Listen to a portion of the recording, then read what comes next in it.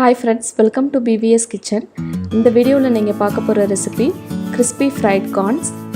வாங்க இந்த restaurant recipe எப்படி வீட்டிலே ஈஸியாக பண்ணுறது பார்க்கலாம். 2 ஸ்வீட் கார்ன் வேக வச்சு எடுத்து வச்சுருக்கேன். அதிலிருந்து சோள விதையெல்லாம் இப்போ எப்படி ஈஸியாக எடுக்கிறதுன்னு காமிச்சிட்றேன். ஃபஸ்ட்டு ஒரு ரோ இந்த மாதிரி ஸ்பூன் இல்லை ஃபோர்க் வச்சுட்டு அந்த விதையெல்லாம் எடுத்துருங்க.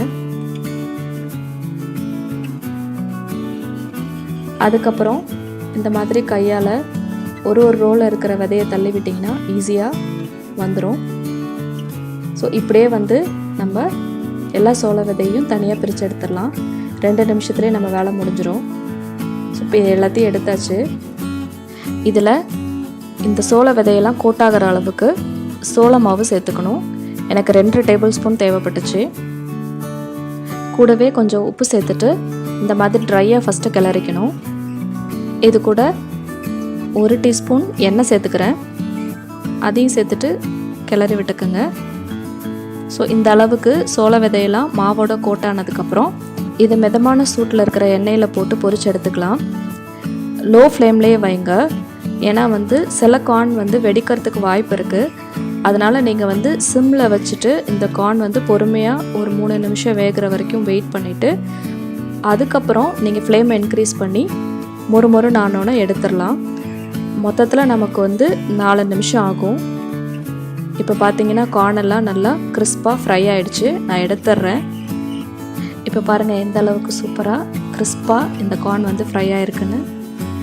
இதே மாதிரி நான் மீதி இருக்கிற சோளத்தையும் போட்டு பொரிச்சு எடுத்துக்கிறேன். எல்லா கார்னையும் பொரிச்சு எடுத்ததுக்கப்புறம் இதை கொஞ்சமாக சீசன் பண்ணிக்கலாம். 1 டீஸ்பூன் எண்ணெய் விட்டுட்டு 1 பூண்டு பொடியாக கட் பண்ணி சேர்த்துருக்கேன். அது கூட 1 பெரிய வெங்காயம், அதையும் பொடியாக கட் பண்ணி சேர்த்துருக்கேன். வெங்காயம் வதங்கணும்லாம் அவசியமே இல்லை. அது க்ரன்ச்சியாக இருக்கிறதே நல்லாயிருக்கும். அது கூட கொஞ்சமாக கருவேப்பிலை சேர்த்துருக்கேன். 1/2 டீஸ்பூன் மிளகுத்தூள், 1/2 டீஸ்பூன் மிளகாத்தூள். உங்களுக்கு எந்த அளவுக்கு காரம் தேவையோ அந்த அளவுக்கு நீங்கள் சில்லி பவுடர் சேர்த்துக்கலாம். இது கூட கொஞ்சமாக லெமன் ஜூஸ் புழிஞ்சு விட்ருக்கேன். அதுக்கப்புறம் நம்ம பொரிச்சு எடுத்து வச்சுருந்த கார்ன்ஸை இது கூட சேர்த்துக்கலாம். ஜஸ்ட் 1 நிமிஷம் நல்லா ஹை ஃப்ளேமில் இதை டாஸ் பண்ணிவிட்டு நம்ம சுட சுட சாப்பிட்லாம். அவ்வளோதான் ஃப்ரெண்ட்ஸ், ரெஸ்டாரண்ட்டில் கிடைக்கக்கூடிய இந்த ஃப்ரைட் கார்ன் எப்படி வீட்லேயே ஈஸியாக பண்ணுறதுன்னு நான் காமிச்சிட்டேன். இந்த ரெசிபி உங்களுக்கு ரொம்ப பிடிக்கும்னு நினைக்கிறேன். இதை கண்டிப்பாக நீங்கள் வீட்டில் ட்ரை பண்ணி பாருங்கள். குழந்தைங்களுக்கெல்லாம் இது ரொம்ப பிடிக்கும். ஓகே ஃப்ரெண்ட்ஸ், அடுத்த ரெசிபியில் பார்க்கலாம். பாய்.